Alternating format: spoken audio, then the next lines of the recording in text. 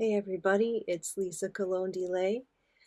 Welcome again to another journey into the heart of the Egyptian desert where we encounter the wisdom of our ancient Christian forebearers, the desert mothers and fathers. And today we turn our attention to a figure of remarkable strength and spiritual fortitude, Amma Sarah. Amma Sarah lived in the harsh solitude of the desert in the 4th century. Details of her life are sparse, but the power of her spirit and the wisdom of her sayings have echoed through the centuries.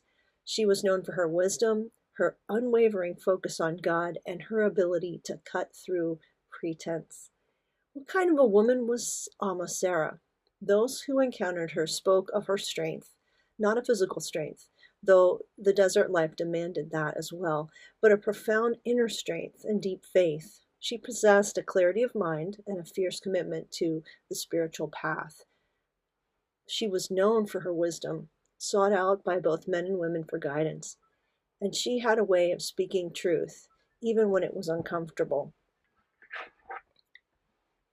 She didn't shy away from confrontation when it was necessary for spiritual growth. One story illustrates this so beautifully. Two men came to visit her. They were anchorites, people dedicated to a solitary life in the desert. Maybe they had heard of her wisdom, and maybe they only intended to patronize or even humiliate her. And they said to her, "Be careful not to be conceited," thinking to yourself, "Look how the anchorites are coming to see me, a mere woman." But what was Amma Sarah's response? She said, "According to nature, I am a woman, but not according to my thoughts." Some accounts say, "According to my thoughts, I'm like a man." In this single sentence, she flipped the script. She claimed only a beginning stage of spiritual maturity and suggested that her inner life was as corrupt as a man's. By this reply, she refused to be defined by her spiritual or sociological expectations or a predetermined gender role. She saw herself, but she saw all people primarily in terms of their inner life and ultimately their devotion to God. Another time, Sarah said, "If I prayed God that all people should approve of my conduct, I should find myself a penitent at the door of each one. But I shall rather pray that my heart be pure toward all." Here she keenly notes that seeking external validation is a trap. Spiritual progress comes from cultivating inner purity and righteousness and intimacy with God. Amma Sarah's legacy is one of steadfastness and spiritual endurance. She stands as a powerful example that spiritual strength is not about outward power, but about inward transformation. Her words continue to challenge and inspire us to seek a deeper, more authentic connection with the divine. The wisdom of Amma Sarah and many other desert mothers and desert fathers offer a timeless guide for our own spiritual journeys and longings. More videos in this series will introduce you to these incredible figures of the desert era and their wisdom, preparing a way for a deeper exploration of their teachings in a run-up to the release of my book in January 2026. The Way of the Desert Elders, published by Broadleaf Books and brought to you by me, Lisa Colon Delay.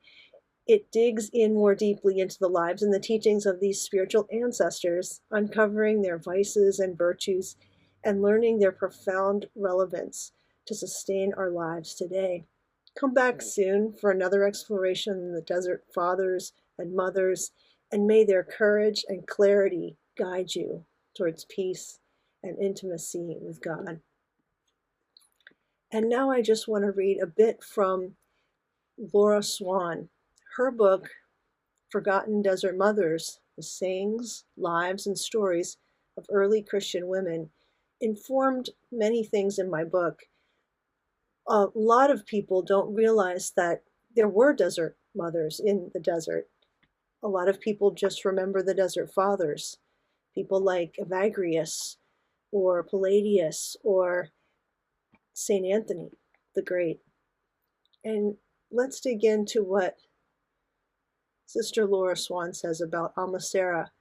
On page 38 of her book, she writes, Amma Sarah was a native of Upper Egypt, born into a wealthy Christian family. Sarah was well educated and a voracious reader.